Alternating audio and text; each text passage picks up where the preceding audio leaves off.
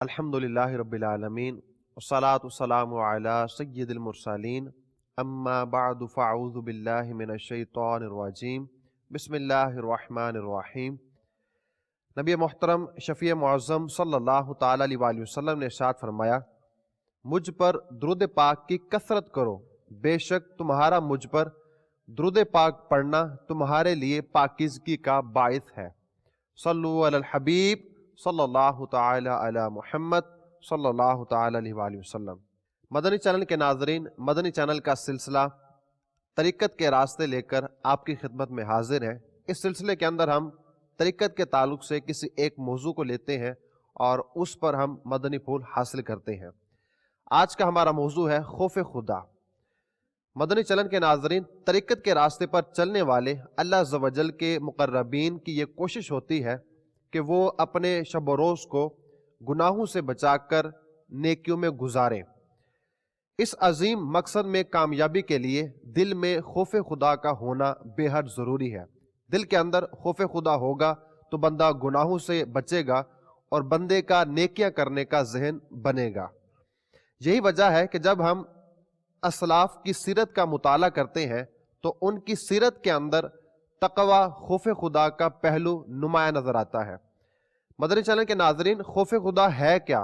جو لوگ خوف خدا تقوی اختیار کرتے ہیں، اللہ عز و جل نے قرآن مجید میں ان کے بارے میں کیا ارشاد فرمایا ہے؟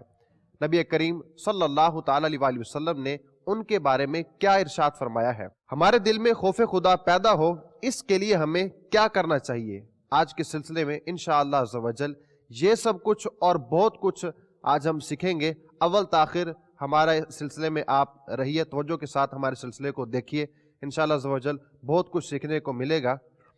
ہمارے سلسلے میں شامل ہوتے ہیں مبلغ دعوت اسلامی رکن شورا مولانا اسد مدنی اتاری دامت برکاتہم العالیہ۔ حضور آپ تشریف لائے، آپ کا بہت شکریہ۔ آج کا ہمارا موضوع ہے خوف خدا۔ پہلا سوال یہ ہے کہ ہم بچپن سے سنتے آ رہے ہیں اس طرح کے جملے، خوف خدا کرو، کچھ تو خدا کا خوف کرو۔ خوف خدا ہے کیا؟ کس چیز کا نام خوف خدا ہے؟ الحمدللہ رب العالمین والصلاة والسلام علی سید المرسلین، اما بعد فاعوذ باللہ من الشیطان الرجیم، بسم اللہ الرحمن الرحیم۔ خوف خدا تو یہ اردو میں ہم اسے کہتے ہیں، عربی زبان میں اس کے لیے لفظ استعمال کیا جاتا ہے تقوی۔ خوف خدا کیا ہے، تقوی کیا ہے، اس کی مختلف طرح کی تعریفات علماء نے ذکر فرمائی۔ تقوی کسے کہتے ہیں؟ ایک تعریف تقوی کی یہ کی گئی کہ تیرے رب نے جس کام کے کرنے کا تجھے کہا تو اس کام میں کوتاہی نہ کر، اور جس کام کے کرنے سے منع کر دیا گیا اس کام کے قریب تک نہ جا، اس کا نام تقوی ہے۔ یعنی جو کرنے کو کہا گیا وہ کرتا چلا جا، اور جس کام سے منع کر دیا گیا اس کام سے اپنے آپ کو بچا لے، اس کا نام تقوی ہے۔ بعض علماء نے ذکر کیا سرکار دو عالم نور مجسم شاہ آدم و بنی آدم صلی اللہ تعالی علیہ وآلہ وسلم کی سنت کو اپنانا اور ادائے سنت کے مطابق، محبوب کے طریقوں کے مطابق اپنی زندگی کو بسر کرنا، اس کا نام تقوی ہے۔ تقوی کے تعلق سے قرآن پاک میں عام طور پر جو تقوی کا لفظ استعمال ہوا تو دو معانی میں سے ایک معنی عموماً یہاں کیا جاتا ہے۔ علماء نے ویسے تو اس میں یہ ذکر کیا کہ تقوی کے بعد اگر یہ لفظ آئے گا تو اس کا معنی یہ ہوگا، یہ آئے گا تو اس کا معنی یہ ہوگا، یعنی اصول دیے گئے۔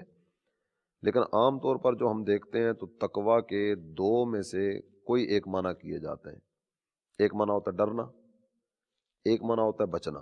یعنی جہاں جہاں قرآن پاک میں لفظ تقوی آیا تو اس کا معنی یا ڈرنا کیا جاتا ہے یا بچنا کیا جاتا ہے۔ ویسے تو اصول دیا گیا کہ ڈرنا کہاں کریں گے، بچنا کہاں کریں گے۔ جس طرح فاتقوا النار، لفظ تقوی کے بعد النار آئے گا، آگ، تو اس کا معنی ہوگا بچنا۔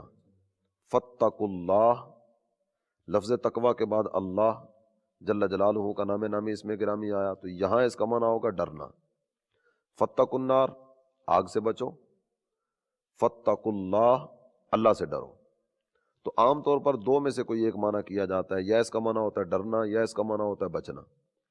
اسی کو پیش نظر رکھتے ہوئے بعض حضرات نے یہ ذکر کیا کہ تقوی اللہ سے ڈرنے اور گناہوں سے بچنے کا نام ہے۔ اللہ کا ڈر دل میں آ گیا، بندہ گناہوں سے بچنا شروع کر دے، اس کا نام تقوی ہے۔ حضرت سیدنا سری سکتی علیہ رحمۃ اللہ القوی، آپ نے بڑی پیاری تعریف ذکر کی۔ یہ میرے مدنی چینل کے ناظرین، کچھ دلچسپی کا سامان بھی آپ کے لیے ہوگا اور کچھ مزید توجہ بھی اس چیز کی طرف بڑھے گی۔ آپ ارشاد فرماتے ہیں کہ اپنے تقوی سے بچ جانا، اس کا نام تقوی ہے۔ اپنے تقوی سے بچ جانے کا مطلب یہ ہے کہ بعض اوقات یہ ہوتا ہے نا کہ بندہ نیک عمل کی طرف بڑھتا ہے تو اپنے آپ کو نیک سمجھنا شروع کر دیتا ہے۔ جس طرح ہم یہاں بات کریں کہ جناب دنیا دار لوگ یوں کرتے ہیں، تو دنیا دار لوگ یوں کرتے ہیں کہ مطلب یہ کہ میں دیندار ہوں، تو یہ ایک طرف سے وہ اشارہ اپنی طرف ہوا نا، تو میں نماز پڑھتا ہوں، میں یہ کرتا ہوں، میں وہ کرتا ہوں، اپنے نیک اعمال کا تذکرہ۔ تو اپنے آپ کو نیک سمجھنا، یہ سلسلہ جو ہے نا، یہ تقوی کی راہ میں بہت خطرناک ہے۔ یعنی بندہ نیکی کی طرف قدم تو بڑھائے تو دوسروں کو حقیر نہ جانے۔ بعض اوقات ایک چیز دیکھنے میں آتی ہے کہ خود ابھی جمعہ 8 دن ہوئے نماز پڑھتے ہوئے، ساری دنیا ہی سے گناہ گار نظر آتی ہے، سب اس کو فاسق و فاجر نظر آئیں گے، اور اس کی زبان پر یہ ہوگا ہم چما دیگرے نیس، مجھ جیسا کون ہے۔ حالانکہ چند دن پہلے اس کی جو کیفیت تھی وہ سب کے سامنے تھی، اور ابھی جو اس نے نیک عمل کی طرف قدم بڑھایا تو وہ پتہ نہیں صحیح انداز سے ابھی کرنا سیکھا بھی یا نہیں سیکھا، تو یہ دوسروں کو حقیر جان رہا ہوتا ہے۔ یعنی اپنے آپ کو نیک نہ سمجھے، نیکی کی طرف قدم ضرور بڑھائے، اس کا نام تقوی ہے۔ جس طرح اللہ والوں کا ایک انداز میاں محمد بخش صاحب رحمۃ اللہ علیہ نے ذکر کیا کہ راتیں زاری کر کر روندے، نیند کھاندی توندے، فجری اوگن ہار کہاون سب تھی نیویں ہوندے۔ یہ ساری رات اللہ کی عبادت میں بسر کرنے کے باوجود جب صبح لوگوں کے مجمع میں آتے ہیں تو اپنے آپ کو گناہ گار کہہ رہے ہوتے ہیں۔ اپنے آپ کے بارے میں ان کا یہی تصور ہوتا ہے، یہی سوچ ہوتی ہے کہ میں تو حقیر، ذلیل، فقیر، میں تو گناہ گار آدمی ہوں، میں تو کچھ بھی نہیں ہوں۔ تو اس چیز کا نام تقوی ہے۔ نیکیوں کی طرف بڑھنا بھی چاہیے اور اپنے آپ کو گناہ گار تصور کرنا چاہیے۔ اپنے آپ کو نیک نہ سمجھے، متقی نہ سمجھے، لیکن راہ تقوی کا مسافر رہے۔ قرآن مجید کے اندر اللہ تعالیٰ نے تقوی اور جو لوگ تقوی کو اختیار کرتے ہیں ان کے بارے میں کیا کیا ارشاد فرمایا ہے؟ قرآن پاک میں 158 آیات مبارکہ وہ ہیں جن میں تقوی کا ذکر کیا گیا۔ تقوی بمعنی اخلاص بعض مقامات پر ذکر ہوا، بعض مقامات پر بمعنی عبادت ذکر ہوا، یہ ایک الگ بحث ہے، لیکن 158 مقامات وہ ہیں کہ جہاں لفظ تقوی کا ذکر قرآن پاک میں آیا۔ تو اس مختصر سے سلسلے میں ان ساری کی ساری آیات مبارکہ تو ہم بیان نہیں کر سکیں گے، یہ جو بھی ہوگا حصول برکت کے لیے ہوگا، اور صرف ایک ذہن لینے کے لیے اور ذہن دینے کے لیے، تاکہ ہمیں بھی ذہن بنے، نصیحت ملے اور قرآن پاک کی آیات مبارکہ کی برکتیں ملیں۔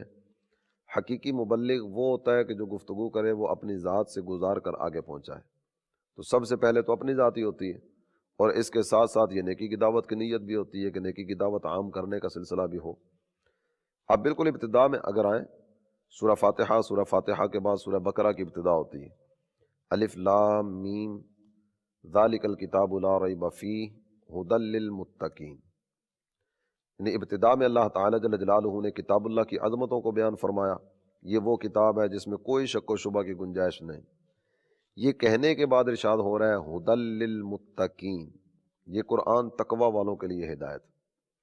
یہ کتاب اللہ کی بات کی تو یہ قرآن تقوی والوں کے لیے ہدایت۔ پھر اگر مزید ہم قدم آگے بڑھاتے ہیں تو اللہ تعالیٰ جل جلالہ نے ماہ رمضان کا ذکر کیا، روزے فرض کیے گئے۔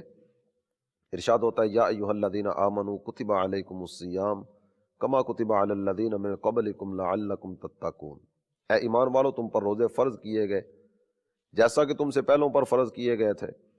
جب روزے فرض کرنے کا مقصد تمہیں بھوکا پیاسا رکھنا نہیں ہے، تمہیں تکلیف یا اذیت دینا نہیں ہے، بلکہ روزے رکھنے کا جو مقصد ذکر کیا گیا وہ ہے لعلکم تتقون، تاکہ تمہیں تقوی کی دولت ملے۔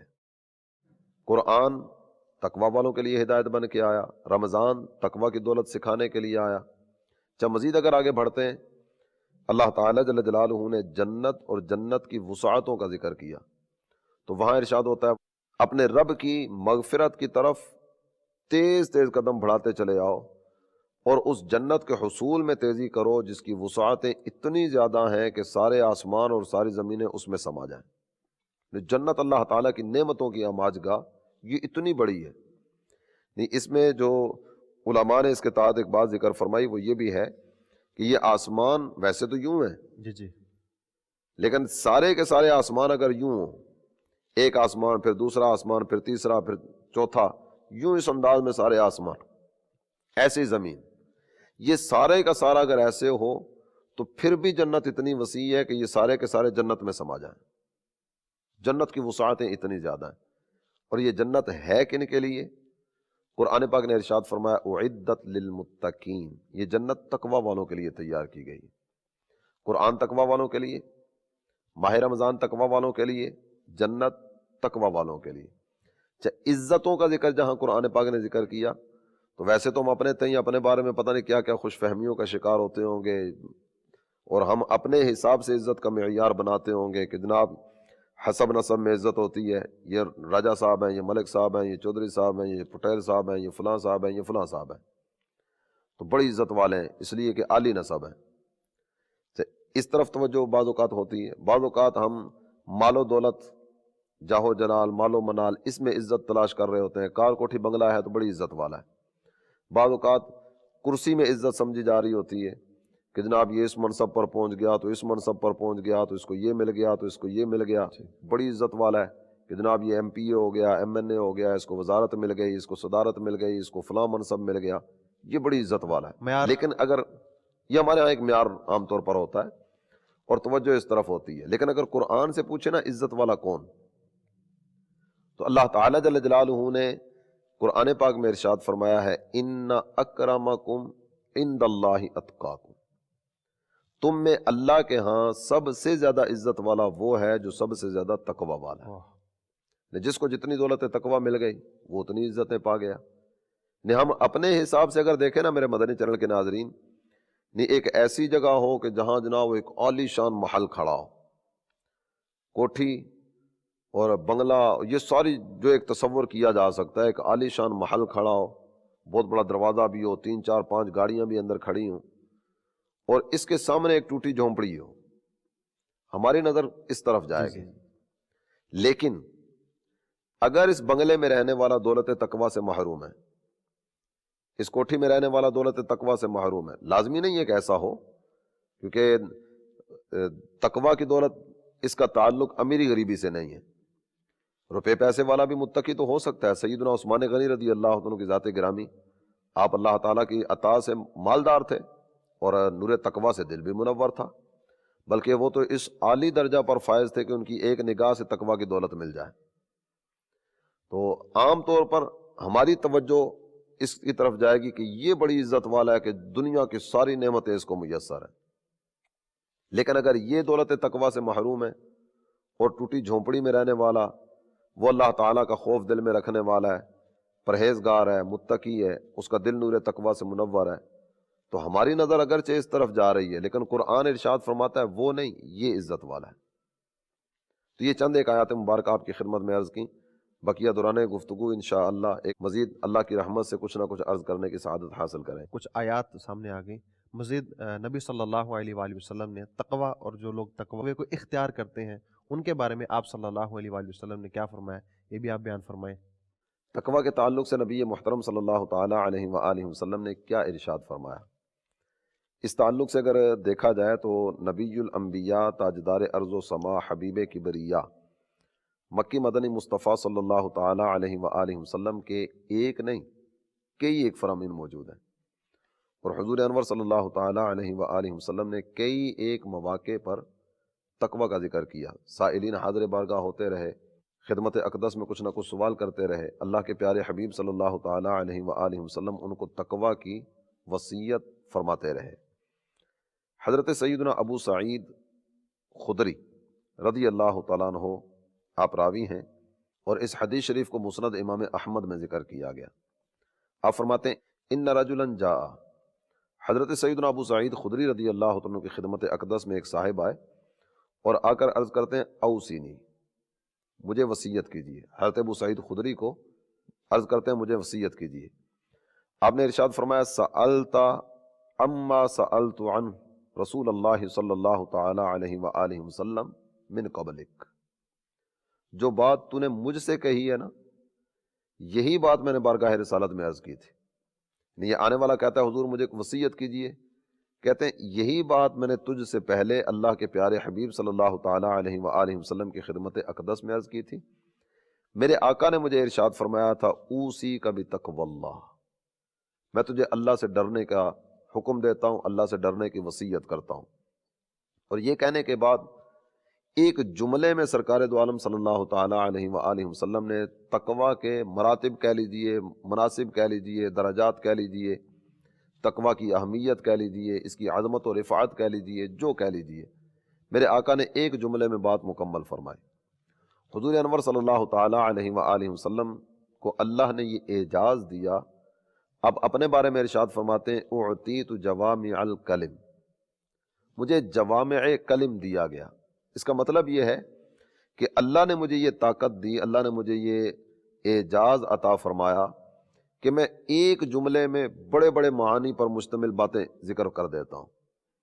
جیسے انما الاعمال بالنیات، کئی ایک موضوعات اس طرح کے ہوں گے کہ جن موضوعات میں اس حدیث کو بیان کیا جاتا ہے، ایسے کئی اور فرامین بھی موجود ہیں۔ یہاں بھی ایک جملے میں میرے آقا نے بہت کچھ بیان فرما دیا۔ حضور انور صلی اللہ تعالی علیہ وآلہ وسلم نے فرمایا میں تجھے اللہ سے ڈرنے کی وصیت کرتا ہوں، فَإِنَّهُ رَأْسُ كُلِّ شَيْءٍ، اس لیے کہ تقوی ہر چیز کی اصل ہے، ہر چیز کی اصل تقوی ہے۔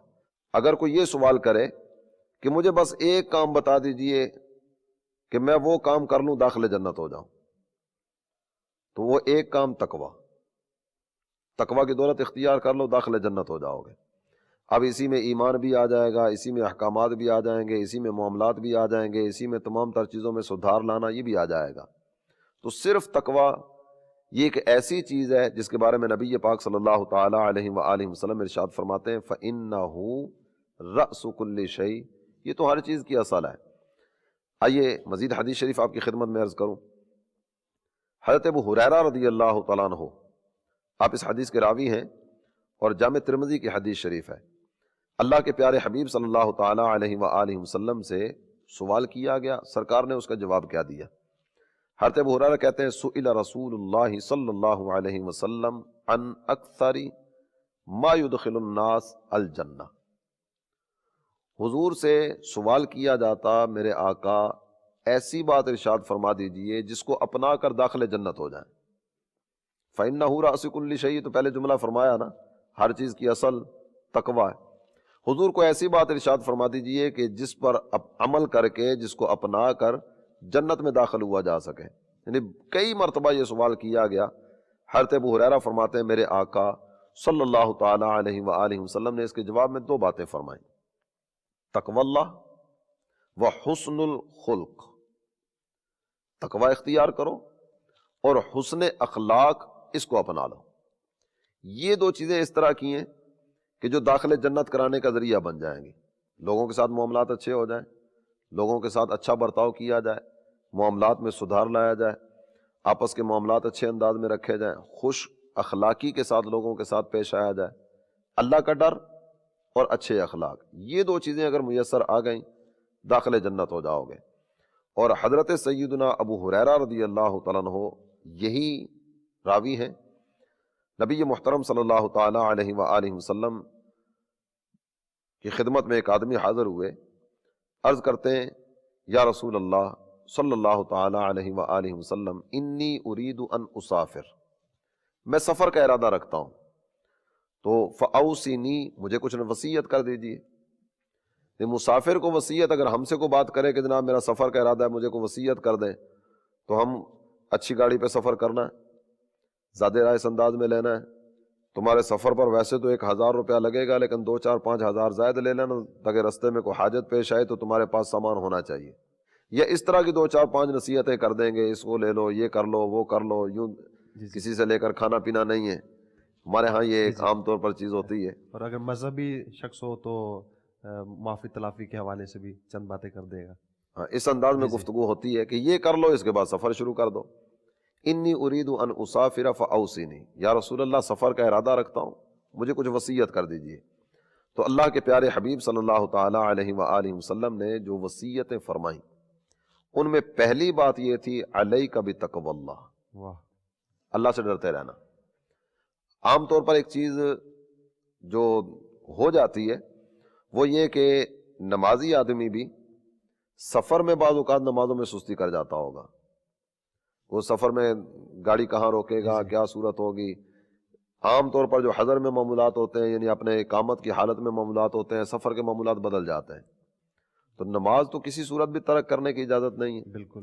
جب سفر میں بندہ نکلتا ہے تو بازار میں آنا جانا، گاڑیوں میں آنا جانا، بہت سارے معاملات ہوتے ہیں. اور سفر کے دوران بد نگاہی، اس کے امکانات بھی ہوتے ہیں. سفر میں لوگوں سے معاملات کی صورت ہوتی ہے تو اچھا برتاؤ کرنا یا کوئی اور رویہ اختیار کرنا، بہت ساری چیزیں ہوتی ہیں. تو میرے آقا نے فرمایا علیک بتقوی اللہ، اللہ سے ڈرتے ہوئے تقوی اور پرہیزگاری کے ساتھ سفر کرنا. پھر اس کے بعد کچھ اور باتیں بھی ارشاد فرمائی. دوسری بات ارشاد فرمائی گئی والتکبیر علی کل شرف، جب بھی بلندی پر چڑھو تو اللہ اکبر کہتے ہوئے جاؤ. بعد میں کچھ مزید چیزوں کا تذکرہ بھی بعض روایات میں ذکر کیا گیا، لیکن پہلی بات تقوی کی دولت کو اختیار کرنا. پہلی نصیحت تقوی کی دولت. یہ متعدد آئے سائلین جنہوں نے سوال کیا، اللہ کے پیارے حبیب صلی اللہ تعالی علیہ وآلہ وسلم نے جواباً تقوی کو اختیار کرنے کا فرمایا. یہ تو تھی جو آپ صلی اللہ علیہ وآلہ وسلم کے فرامین تھے ان لوگوں کے بارے میں جو تقوی کو، خوف خدا کو اختیار کرتے ہیں. نبی صلی اللہ علیہ وآلہ وسلم کی مبارک سیرت یقیناً تقوی کی دولت سے مالا مال تھی. جو تقوی والے ہیں، متقین ہیں، ان کو تقوی آپ کے در سے ملتا ہے. جس کو جو نعمت ملتی ہے وہ نبی صلی اللہ علیہ وآلہ وسلم کے صدقے میں ہی ملتی ہے. یہاں سوال یہ کروں گا کہ آپ کی مبارک سیرت کے اندر تقوی کی کوئی جھلک اگر آپ بیان فرمائیں تاکہ سن کر جو ہے وہ ہمیں بھی یہ ذہن بنے کہ ہم تقوی کو اختیار کریں. نبی محترم صلی اللہ تعالی علیہ وآلہ وسلم صرف متقی نہیں ہیں، آپ تو امام المتقین بے ہیں. شک. اور تقوی تو ملتا ہی آپ کی بارگاہ سے ہے، اور تقوی خیرات ہی اسی در کی ہے. ہمیں نبی محترم صلی اللہ تعالی علیہ وآلہ وسلم کی مبارک دعاؤں میں ایک دعا یہ بھی ملتی ہے. اس دعا کو اگر سنیں تو تقوی کی اہمیت اور زیادہ دل میں بڑھے گی کہ تقوی کتنی عظیم چیز ہے. تقوی من خوف خدا، یہ کس قدر اس کی حاجت، اس کی ضرورت ہے کہ اللہ کے پیارے حبیب صلی اللہ تعالی علیہ وآلہ وسلم بھی اس چیز کا سوال اپنے رب سے کر رہے ہیں. دعا ہے اللہم انی اسألک الہدا والتقی والعفاف والغنی. میرے مدنی چینل کے ناظرین، اس حدیث شریف میں نبی پاک صلی اللہ تعالی علیہ وآلہ وسلم نے رب کی بارگاہ میں 4 چیزوں کا سوال کیا. اے اللہ، میں تجھ سے ہدایت پر استقامت کا سوال کرتا ہوں، تقوی کا سوال کرتا ہوں، عفت یعنی پاک دامنی اس کا سوال کرتا ہوں، اور غنائے قلبی کا سوال کرتا ہوں. جن چیزوں کا سوال اللہ کے پیارے حبیب صلی اللہ تعالی علیہ وآلہ وسلم نے رب کی بارگاہ میں کیا، یقین جانیے وہ چیز حد درجہ اہمیت والی ہے، اسی لیے تو محبوب اس کا سوال کر رہے ہیں. جی جی. یہاں ضمناً ایک بات آپ کی خدمت میں عرض کروں کہ ہمیں چاہیے کہ ہم اپنی دعاؤں کا بھی جائزہ لیں. ہماری دعائیں عام طور پر جو نا یہ امور دنیا کے گرد گھوم رہی ہوتی ہیں. بچے کی نوکری نہیں لگ رہی، اس کا ویزا نہیں لگ رہا، ویزا لگ گیا لیکن وہاں کام نہیں مل رہا، کام ملا تنخواہ نہیں مل رہی، تنخواہ تو مل رہی ہے لیکن وہ تھوڑی مل رہی ہے، گزارا نہیں ہو رہا، گزارا صحیح طرح سے نہیں ہو رہا، تھوڑی سی اور بڑھ جائے تو اچھا ہو جائے گا. یعنی ہماری تقریباً دعائیں نا امور دنیا کے متعلق ہوتی ہیں. اور یہ رزق کی دعا کرنا اگرچہ یہ اس انداز میں نہیں آئے گا، لیکن اپنی نیت پر بھی غور کر لیا جائے کہ گزر بسر تو اچھی ہو رہی ہے. 50,000 میں، لاکھ میں گزارا اگر ہو رہا ہے اور 1.5 لاکھ 2 لاکھ اس کی تنخواہ ہے، تو پھر بھی کچھ تھوڑی سی آگے تڑپ جستجو، جذبہ، لگن، جہاں تک بھی چلے طلب رہتی، یہ سلسلہ آگے آگے چل رہا ہوتا ہے. تو اس پر بھی غور کیا جائے اور نبوی دعا اس کو بھی سامنے رکھا جائے. اللہ کے پیارے حبیب صلی اللہ تعالیٰ علیہ وسلم کی دعا کیسی پیاری ہے. اس کے علاوہ اگر ہم دیکھتے ہیں نا تو نبی محترم صلی اللہ تعالیٰ علیہ وآلہ وسلم کی مبارک زندگی کا ہر لمحہ یہ تقوی اور پرہیزگاری کی جھلکیاں دکھاتا نظر آتا ہے. بے شک. سرکار دو عالم صلی اللہ تعالیٰ علیہ وآلہ وسلم کا نماز ادا کرنا دیکھیں، محبوب کا نماز میں گریہ ازاری کرنا دیکھیں، سرکار دو عالم صلی اللہ تعالیٰ علیہ وآلہ وسلم کا قرآن پاک کی تلاوت کرنا اور قرآن پاک کی تلاوت کے دوران اشک باری فرمانا، اس کو دیکھ لیں. حضرت عبداللہ ابن مسعود رضی اللہ عنہ راوی ہیں، آپ فرماتے میں ایک مرتبہ اپنے آقا کی بارگاہ میں حاضر تھا، میرے آقا مجھے ارشاد فرمانے لگے اقرأ علی القرآن، ابن مسعود مجھے قرآن سناؤ. کہتے میں نے خدمت اقدس میں عرض کیا آقا آپ خود صاحب قرآن ہیں، قرآن تو آپ پر نازل ہوا، آپ مجھے ارشاد فرماتے ہیں کہ میں قرآن سناؤں.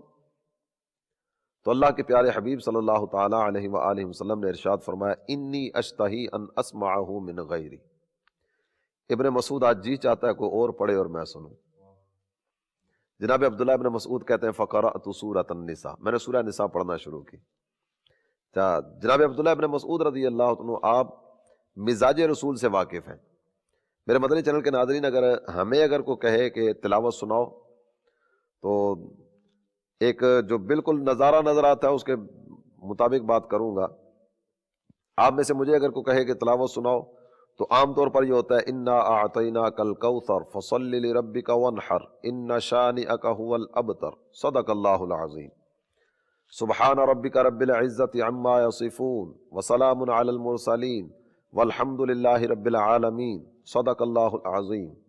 ہے تو قرآن پاک، اور قرآن پاک کا ایک ایک لفظ یقیناً بابرکت ہے اور حصول رحمت کا ذریعہ بھی ہے، لیکن میں نے یہ 3 آیتوں پر اکتفا کیوں کیا؟ سامنے والوں کی بعض اوقات وہ طبیعتوں کا پتہ ہوتا ہے کہ اگر زیادہ تلاوت کروں گا تو زیادہ تلاوت شاید طبیعتوں پر شاک گزرے، تو میں نے اس وجہ سے یہ کم تلاوت کی۔ جناب عبداللہ ابن مسعود مزاج رسول سے واقف ہیں، جب وہاں انہوں نے تلاوت شروع کی فرماتے ہیں فقرأت سورۃ النساء، میں نے سورہ نساء پڑھنا شروع کی۔ پڑھتے پڑھتے پڑھتے پڑھتے اس آیت کریمہ پہ پہنچا فَكَيْفَ إِذَا جِئْنَا مِنْ كُلِّ أُمَّةٍ بِشَهِيدٍ وَجِئْنَا بِكَ عَلَى هَؤُلَاءِ شَهِيدًا، یہاں پہنچا اور یہاں تک جو ہے نا یہ تقریباً آدھا پارہ تلاوت ہو چکی ہے، آدھا پارہ۔ جب یہاں پہنچے، یہاں تلاوت ختم ہوئی یا نہیں، حدیث میں اس کا تذکرہ نہیں ہے کہ یہاں تک تلاوت کی، لیکن یہاں ایک کیفیت کا بیان ہو رہا ہے۔ وہ کیفیت کیا ہے؟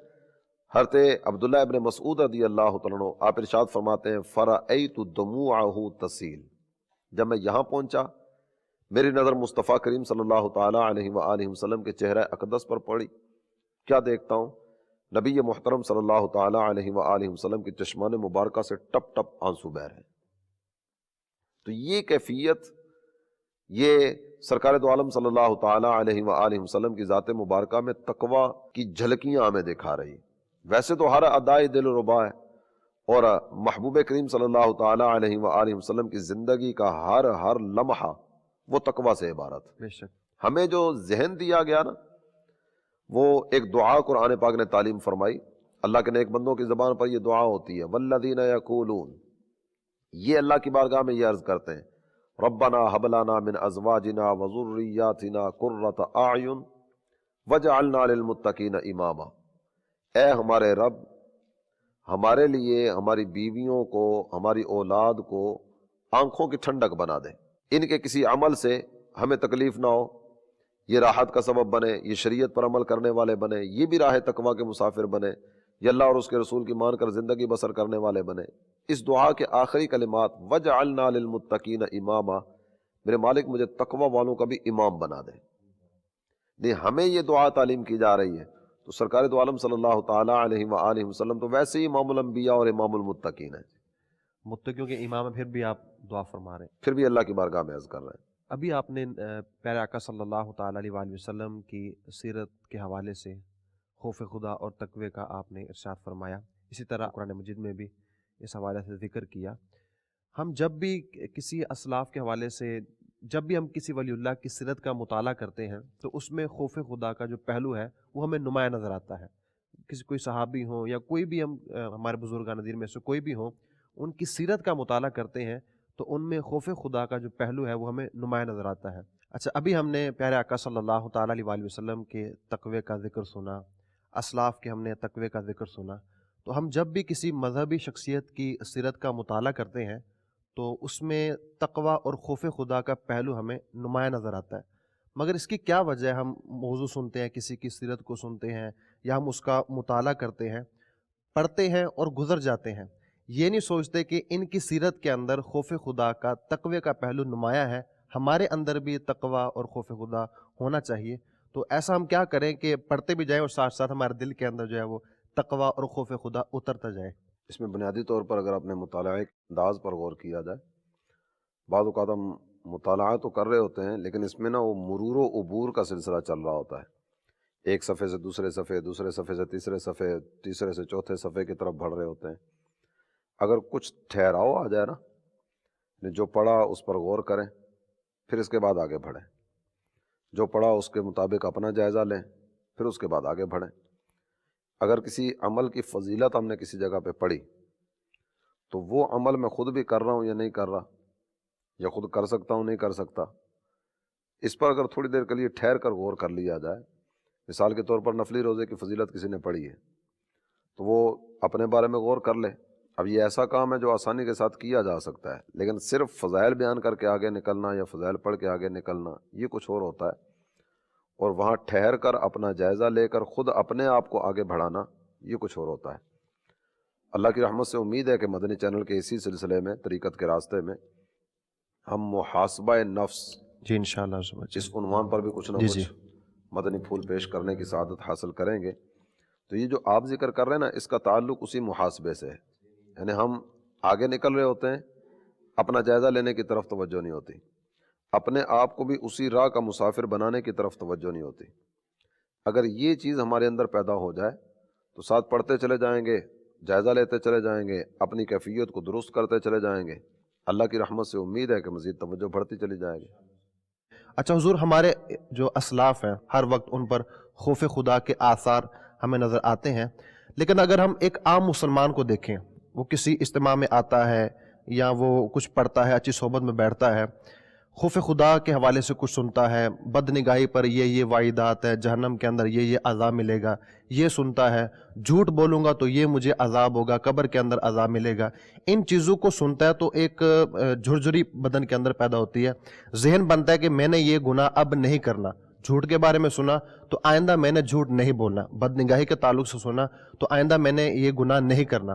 مگر جیسے ہی اجتماع ختم ہوا، کتاب بند کی، آگے چلے، صحبت کی وجہ سے یا کسی اور کی وجہ سے یا ویسے وقت گزرنے کے ساتھ ساتھ پھر بندہ جو ہے وہ اس گناہ کے اندر مبتلا ہو جاتا ہے، جھوٹ بولنا شروع کر دیتا ہے، یا جو بھی نافرمانی کا کام ہو اس کے اندر مبتلا ہو جاتا ہے۔ تو یہ جو وقتی طور پر بدن کے اندر جھرجھری پیدا ہوئی اور یہ ذہن بنا کہ میں نے یہ گناہ نہیں کرنا، کیا یہ خوف خدا ہے؟ اور یہ جو کیفیت بنی، بندہ یہ چاہتا ہے کہ اس کیفیت کو میں آگے لے کر چلوں اور میں اس گناہ سے بچ پاؤں، یہ کیفیت اپنے اندر مستقل طور پر بندہ اس کو بدلنا چاہے تو اس کے لیے بندہ کیا کرے؟ آپ نے جو ذکر کیا واقعی اس طرح کی کیفیت ہوتی ہے کہ کسی نیک آدمی کی صحبت ملی، سنتوں بر اجتماع میں حاضر ہوئے، مجلس وعظ میں شریک ہوئے، قرآن پاک کا درس سنا، احادیث نبویہ سننے کی سعادت میسر آئی۔ امیر اہل سنت کے مدنی مذاکروں میں بھی یہ کیفیات الحمدللہ دیکھنے میں آتی ہیں کہ عاشقان رسول کی آنکھوں سے ٹپ ٹپ آنسو بہ رہے ہوتے ہیں۔ سنتوں بر اجتماعات میں اس طرح کے مناظر الحمدللہ دیکھنے سننے میں آتے ہیں۔ تو ان کیفیات کو باقی رکھنے کے لیے خود بندے کو کوشش کرنی پڑے گی، اور ان کیفیات کو باقی رکھنے کے مختلف طرح کے انداز ہیں جن کو اپنایا جا سکتا ہے۔ ایک تو یہ چیز اچھی طرح یاد رکھنی چاہیے کہ اصطلاح میں قبض و بسط یہ لفظ استعمال ہوتے ہیں تصوف کی اصطلاح میں، جس کا مطلب یہ ہے کہ اگر عام فہم لفظوں میں ذکر کروں تو سستی اور چستی۔ سستی اور چستی کا چولی دامن کا ساتھ ہوتا ہے۔ ہر آدمی ہر وقت سست نہیں رہتا، ہر آدمی ہر وقت چست نہیں رہتا، چست آدمی پر بھی سستی غالب آ سکتی ہے، اور سست آدمی بھی اپنے اندر جذبہ پیدا کر کے میدان عمل کی طرف بڑھ سکتا ہے۔ تو اس پر مختلف طرح کی چیزیں ہیں جن کی طرف توجہ رکھنی چاہیے۔ سستی کا آ جانا، غفلت کا آ جانا یہ کچھ اور ہے، لیکن آ جانا اور چھا جانا یہ کچھ اور ہے۔ اس سے اپنے آپ کو بچانے کی سعی کرنی ہے۔ اس کے لیے ایک تو یہ ہے کہ خائفین کی صحبت کو اختیار کیا جائے، یعنی جو اللہ تعالیٰ جل جلالہ کے مطیع و فرما بردار بندے ہیں، خوف خدا سے جن کا دل منور ہے، ان کی صحبت کو اختیار کیا جائے۔ ان کی صحبت میں بیٹھنے کی برکت سے اللہ کی رحمت سے امید ہے کہ قلبی کیفیت اچھی رہے گی۔ اور دوسرا یہ ہے کہ جس وقت ہم اجتماع میں موجود ہوتے ہیں، کسی سنتوں برے بیان کو سننے کی سعادت حاصل کرتے ہیں، کسی نیک عالم کی صحبت میسر آتی ہے، تو اس کے بعد نا جوں ہی ہم وہاں سے نکلتے ہیں تو وہ دوستوں کے ساتھ مذاق مسخری اور وہ باقاعدہ ماحول اور اس طرح کی چیزوں کی طرف توجہ بڑھ جاتی ہے۔ یہ ایک ایسی چیز ہے جو ان کیفیات کو ختم کر دیتا ہے۔ ایک دفعہ ایک سنتوں بھرے اجتماع میں حاضری کا شرف ملا، تو وہاں کسی مبلغ نے بیان کیا، وہ بیان خوف خدا کے عنوان پر ہی تھا۔ اس میں کچھ فکر آخرت کا ذہن دیا گیا. وہاں جب اجتماع سے فارغ ہو کے نکل رہے تھے نا، تو ایک اسلامی بھائی، ان سے کسی نے کوئی بات کی، تو انہوں نے جو جواب دیا نا، وہ جواب بڑا پیارا تھا. انہوں نے ان کو جواب دیا کہ وہ بات کرنے والے نے کوئی اس طرح کی بات کی تھی کہ جو شاید مذاق والا یا کوئی اس طرح کا سلسلہ ہوگا. تو انہوں نے جواب یہ دیا کہ فی الحال اس موضوع پر مجھ سے بات نہ کریں، میں اس اجتماع والی کیفیت کو بھی باقی رکھنا چاہتا ہوں. یعنی کچھ دیر کے لیے اگر یہ ان ساری چیزوں سے بندہ اپنے آپ کو بچائے اور ان لذات اور ان کیفیات کو محسوس کرنے کی کوشش کرے، تو اللہ کی رحمت سے امید ہے کہ یہ اثر دیر پا رہے گا. ٹھیک ہے. لیکن اگر نکلتے ہی یہ دائیں بائیں آگے پیچھے جو عام طور پر ایک ماحول ہوتا ہے، اس ماحول کی طرف نکلے گا، تو ان کیفیات کا دیر تک باقی رہنا یہ مشکل ہو جائے گا. ٹھیک ہے. صحبت کا اس میں بڑا اثر ہے. صحبت کا اثر ہوتا ہے جی. اور خود اپنے اوپر غور کرنا اور ان کیفیات کو باقی رکھنے کی کوشش کرنا، یہ بھی ایک اچھا انداز. اس میں کہ یہ بھی ہو سکتا ہے جو اجتماع میں تھے تو آپ نے جو آیات سنی، احادیث سنی، ان کو ذہن میں رکھیں. جو جہنم کی واعدات سنی کہ اس گناہ پر یہ واعدات ہیں، تو اگر ان کو ذہن میں رکھیں گے تو پھر بھی اس میں مدد ملے گی. ذہن میں بھی رکھیں، توجہ میں بھی رکھیں، اپنا جائزہ بھی لیں، محاسبہ بھی کریں، مزید آگے کیسے بڑھنا ہے اس طرف بھی غور کرتے چلے جائیں، وہ کیفیت دیر پا رہیں گی. اچھا، یہ جو خوف خدا یہ تو ایک قلبی کیفیت کا نام ہے، اور قلبی کیفیت پر ظاہر ہم آگاہ نہیں ہو سکتے. تو جو قلبی کیفیت ہوتی ہے ان کی کچھ نہ کچھ علامات ہوتی ہیں، ان سے پتہ چلتا ہے کہ اس کے دل کے اندر کیا ہے. جیسے ہم تکبر کو لیں تو تکبر بھی ایک دلی کیفیت کا نام ہے. تکبر تو اس کی کچھ علامات بیان کی جاتی ہیں، جیسے اکڑ کے چلنا، یہ اس کی علامت بیان کی جاتی ہے. گھر کا جو سودا سلف ہے وہ لانے میں آر محسوس کرنا، جو سلام لینے میں پہل نہ کرنا، تو یہ چند علامات بیان کی جاتی ہیں تکبر کے حوالے سے. ان علامات سے پتہ چلتا ہے کہ دل میں تکبر ہے یا نہیں. تو اسی طرح جو خوف خدا ہے یہ بھی قلبی کیفیت کا نام ہے. تو کچھ ایسی علامات بیان فرمائیں جن سے ہمیں یہ پتہ چل سکے کہ دل میں خوف خدا ہے یا نہیں. اس میں پہلی بات تو یہ عرض کروں گا کہ جس طرح آپ نے تکبر کی علامتیں ذکر کی نا، تو تکبر کی ان علامات میں بندے کو خود ہی غور کرنا ہے کہ میرے اندر تکبر تو نہیں ہے. یعنی ہم کسی کے بارے میں فیصلہ نہیں کریں گے نا. یعنی اگر کسی نے اسلام میں پہل نہیں کی تو اب میں اس کے بارے میں یہ رائے کام کر لوں کہ یہ متکبر ہے، غرور کر رہا ہے، اس وجہ سے اس نے اسلام میں پہل نہیں کی. یہ علامت اپنے اوپر غور کرنے کے لیے ہو سکتا ہے وہ اپنی کسی سوچ میں گم ہو، کسی تکلیف میں مبتلا ہو. بعض اوقات ایسا بھی ہوتا ہے کہ بندہ مجمع میں موجود ہو کر بھی نہ تنہا ہوتا ہے. یہ سب میں موجود ہے لیکن وہ اپنی فکروں میں اتنا الجھا ہوا ہے، اپنے معاملات میں اتنا الجھا ہوا ہے، دائیں بائیں آگے پیچھے کی اسے ہوش ہی نہیں ہے، ادھر کیا ہو رہا ہے ادھر کیا ہو رہا ہے. وہ بیٹھ کر اپنے معاملات کو ہی حل کرنے کی کوشش کر رہا ہوتا ہے. یا اس کے علاوہ بھی جو علامات آپ نے ذکر کی ہیں، یہ ساری کی ساری وہ ہیں جس میں بندے کو خود اپنے بارے میں غور کرنا. کسی میں علامت دے کے ہم یہ نہیں کہہ سکتے، کسی کے بارے میں نہیں کہہ سکیں گے کہ یہ متکبر ہے. ٹھیک ہے. کیونکہ یہ ایک باطنی معاملہ ہے. کئی چیزیں اس طرح کی ہوتی ہیں کہ جس میں نیت کا اعتبار بھی ہوتا ہے. تو نیت ذرا وہ اس کے دلی معاملہ ہے، تو اس کو وہی جانتا ہے کہ اس کی نیت اس وقت کیا ہے. سودا سلف لانا یا دیگر اس طرح کی جو باتیں بھی آپ نے ذکر کی، تو ہم کسی پر حکم نہیں لگائیں گے کہ یہ بندہ غرور کر رہا ہے. ٹھیک. بقیہ تقویٰ کے اعتبار سے جو آپ نے ذکر کیا، تو تقویٰ کی علامتیں یہ بھی ہم اگر یہ کہیں کہ اپنے بارے میں خود ہی ہم نے غور کرنا ہے. لیکن کسی کے بارے میں ہم یہ فیصلہ نہیں سنائیں گے کہ یہ بندہ متقی نہیں ہے، یہ بندہ اللہ سے نہیں ڈرتا. متقی کا مطلب یہی ہے اللہ سے ڈرنے والا، یہ اللہ سے نہیں ڈرتا. ہم کسی کے بارے میں یہ حکم نہیں لگائیں گے. ہاں، اپنا جائزہ ضرور لینا چاہیے.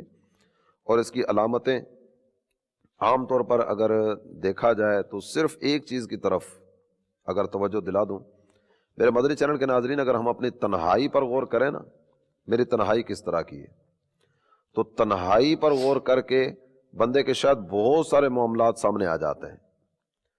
تنہائی میں دل جس چیز کی طرف مائل ہوتا ہے نا، وہی بندے کے اندر کی حقیقت ہے. اگر تنہائی میں بھی اللہ کا خوف، اللہ تعالیٰ جل جلالہ کی نافرمانی سے بچنے کا ذہن، گناہ سے اپنے آپ کو بچانے کی سوچ، تنہائی میں بھی اگر یہ چیزیں سامنے ہیں نا، اور بندہ اپنے آپ کو گناہ سے بچانے کی کوشش میں لگا ہوا ہے، تو یہ بندہ تقویٰ والا ہے. ٹھیک. تو اپنے بارے میں غور کرنا ہو تو اپنی تنہائی پر غور کر لیا جائے. تنہائی میں جو اپنے آپ کو گناہوں سے بچانے والا ہے، وہ اللہ تعالیٰ جل جلالہ کے ڈر سے اپنے دل کو منور کرنے والا ہے. اچھا، آخری سوال کروں گا. آپ کیا سمجھتے ہیں ہمارے معاشرے کو خوف خدا کی کس قدر حاجت ہے؟ حاجت تو بہت زیادہ ہے۔ ایک جملہ ہمارے ہاں کہا جاتا ہے میں اللہ سے ڈرتا ہوں، یہ جملہ عام طور پر کہا جاتا ہے اور بیان کرنے والے یہ بیان بھی کرتے ہیں، آپس میں دوستوں کی محفلوں میں بھی یہ بات ہوتی ہے، یار میرے دل میں اللہ کا ڈر ہے اس وجہ سے تمہیں چھوڑ رہا ہوں، یہ جملہ بعض اوقات بولا جاتا ہے۔ تو اس پر یوں غور کر لیا جائے اور دیکھ لیا جائے کہ اگر اللہ سے ڈرتے ہوتے تو کیا بدنگاہی کرتے؟ بالکل۔ اللہ سے ڈرتے ہوتے تو کیا جھوٹ بولتے، غیبتیں کرتے؟ اللہ سے ڈرتے ہوتے تو کیا مسلمانوں کو آپس میں لڑانے کی کوشش کرتے؟ اگر واقعی اللہ کا ڈر ہوتا تو کیا ملاوٹ کا لین دین کرتے؟ اگر اللہ سے ڈرتے ہوتے تو کیا یہ فحاشی اور عریانی کے اڈے یہ آباد ہوتے؟ اگر واقعی اللہ سے ڈرتے ہوتے تو کیا مسجد کی پہلی صف میں نظر نہ آتے؟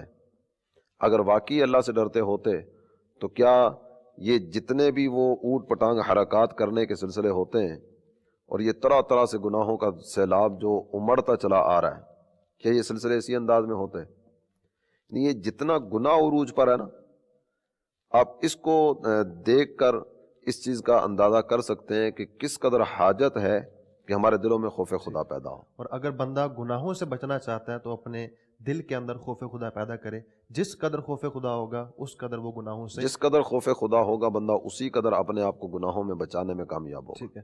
اچھا، ہم 40-45 منٹ سے ہم یہ گفتگو کر رہے ہیں خوف خدا کے تعلق سے، تقوی کے تعلق سے، قرآن مجید کے ہم نے یہ آیات بھی ذکر کی، اس میں احادیث کو بھی ہم نے لیا، اسلاف کے انداز کو بھی لیا، تو 40-45 منٹ خوف خدا، تقوی، یہ ہم نے گفتگو سنی، ایک ذہن بنا، ایک کیفیت بنی، ناظرین کی بھی ہو سکتا ہے کہ اس طرح کی کیفیت بنی ہو، تو اس کیفیت کو باقی رکھیں۔ تو کچھ 2-3 ایسے آپ امور ارشاد فرما دیں، کام ارشاد فرما دیں کہ وہ کام کریں تو یہ کیفیت برقرار رہے گی۔ کچھ مدنی پھول تو اس تعلق سے میں نے بھی عرض کیے، انہی مدنی پھولوں کو اپنایا جائے اور انہی مدنی پھولوں کے مطابق آگے بڑھا جائے۔ حضرت سیدنا مسور بن مخرمہ رضی اللہ تعالی عنہ، ان کا وصال کیسے ہوا تھا، یہ میرے مدنی چینل کے ناظرین آپ کی خدمت میں عرض کرتا ہوں۔ آپ اس چیز کو پیش نظر رکھیے اور اندازہ کر لیجئے کہ بندے کو کس انداز میں اپنے بارے میں سوچنا چاہیے۔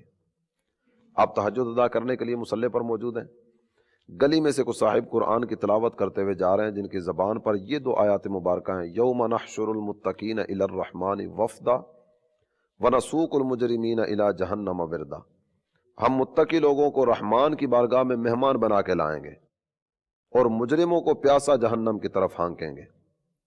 اب یہ آیات قرآنیہ پڑھنے والا تو اپنے حساب سے پڑھ کے نکلنے لگا، لیکن فوری طور پر آپ نے جس چیز کی طرف توجہ کی نا، آپ کی زبان پر فوراً یہ جملے آئے، میں گناہ گار ہوں، افسوس میں مجرم ہوں، میں نیک آدمی نہیں ہوں، یہ کہا اور آپ نے آواز بلند کی ہے، قرآن پڑھنے والے مجھے ایک دفعہ پھر یہ آیات قرآنیہ سنا دے۔ اس نے دوبارہ پھر یہی آیات پڑھی، یوم نحشر المتقین الی الرحمن وفدا ونسوق المجرمین الی جہنم وردا، متقی لوگوں کو مہمان بنا کے رحمان کی بارگاہ میں لائیں گے، مجرموں کو پیاسا جہنم کی طرف ہانکیں گے۔ آپ کی رونے کی آواز کچھ بلند ہوئی اور آپ نے پھر ایک دفعہ کہا کہ افسوس میں مجرم ہوں، میں نیک نہیں ہوں، میں متقی آدمی نہیں ہوں۔ یہ کہنے کے بعد پھر کہتے ہیں قرآن پڑھنے والے ایک دفعہ ان آیات کو دوبارہ پڑھ دیں۔ اس قاری قرآن نے تیسری مرتبہ ان آیات کو پڑھا۔ جب تیسری مرتبہ یہ آیات مبارکہ پڑھی گئیں تو ایک زوردار چیخ بلند ہوئی، آپ دھڑام سے زمین پر گرے، جب دیکھا گیا تو آپ کی روح پرواز کر چکی تھی۔ اللہ اکبر۔ یہ تھا ہمارے اسلاف کا تقویٰ کا اور خوف خدا کا انداز۔ تو بعض اوقات ایسا ہوتا ہے کہ جب ہم گفتگو سنتے ہیں نا تو یہ فلاں کے بارے میں ہو رہی ہے، ادھر آؤ بیٹھو سنو مدنی چینل پہ کیا بیان ہو رہا ہے، یہ تمہارے بارے میں۔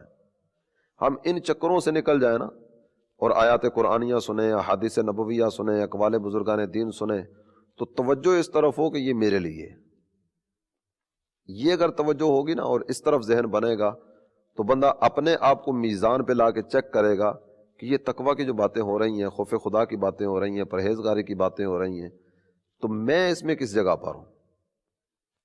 ان چیزوں پر غور کرنا دل میں فکر آخرت پیدا کرنے کا ذریعہ بنے گا اور دل کو تقویٰ اور پرہیزگاری کی طرف لانے کا ذریعہ بنے گا۔